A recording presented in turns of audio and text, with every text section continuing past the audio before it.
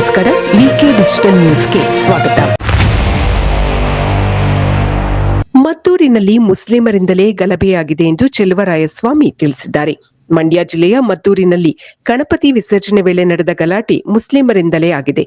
ಆದ್ದರಿಂದ ಹಿಂದೂಗಳ ಯಾರನ್ನೂ ಬಂಧಿಸಿಲ್ಲ ಎಂದು ಕೃಷಿ ಸಚಿವ ಎನ್ ಚೆಲುವರಾಯಸ್ವಾಮಿ ಸ್ಪಷ್ಟಪಡಿಸಿದ್ದಾರೆ. ಸುದ್ದಿಗಾರರೊಂದಿಗೆ ಮಾತನಾಡಿದ ಅವರು, ಇದುವರೆಗೂ 21 ಜನರನ್ನು ಬಂಧಿಸಲಾಗಿದೆ ಎಂದು ಮಾಹಿತಿ ನೀಡಿದರು. ಗಲಭೆಯ ಹಿಂದೆ ಯಾರಿದ್ದಾರೆ ಎಂಬುದರ ಕುರಿತು ತನಿಖೆ ನಡೆಯುತ್ತಿದೆ ಎಂದರು. ಸ್ವಲ್ಪ ಮಟ್ಟಿಗಿನ ಭದ್ರತಾ ವೈಫಲ್ಯ ಆಗಿರುವ ಅನುಮಾನವಿದೆ ಎಂದು ತಿಳಿಸಿದ ಸಚಿವರು, ರಾಜ್ಯದಲ್ಲಿ ಕಾನೂನು ಸುವ್ಯವಸ್ಥೆ ಹಾಳಾಗಿಲ್ಲ ಎಂದು ಸ್ಪಷ್ಟನೆ ನೀಡಿದರು. ದುಬೈನಲ್ಲಿ ನಡೆದ ಏಷ್ಯಾ ಕಪ್ ಪಂದ್ಯದಲ್ಲಿ ಭಾರತ ಯುಎಇ ವಿರುದ್ಧ 3 ವಿಕೆಟ್ಗಳ ಜಯ ಗಳಿಸಿದೆ. ಟಾಸ್ ಗೆದ್ದು ಫೀಲ್ಡಿಂಗ್ ಆಯ್ಕೆ ಮಾಡಿಕೊಂಡ ಭಾರತ ತಂಡದ ಬೌಲರ್ಗಳು ಉತ್ತಮ ಆರಂಭ ನೀಡಿ ಆತಿಥೇಯ ತಂಡವಾದ ಯುನೈಟೆಡ್ ಅರಬ್ ಎಮಿರೇಟ್ಸ್ ತಂಡವನ್ನು 57 ರನ್ಗಳಿಗೆ ಸೋಲುವಂತೆ ಮಾಡಿದೆ.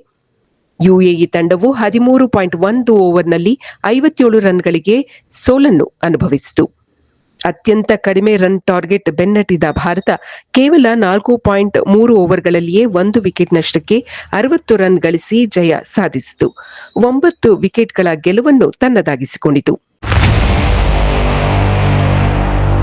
ಇದು ಈವರೆಗಿನ ಸುದ್ದಿಗಳು.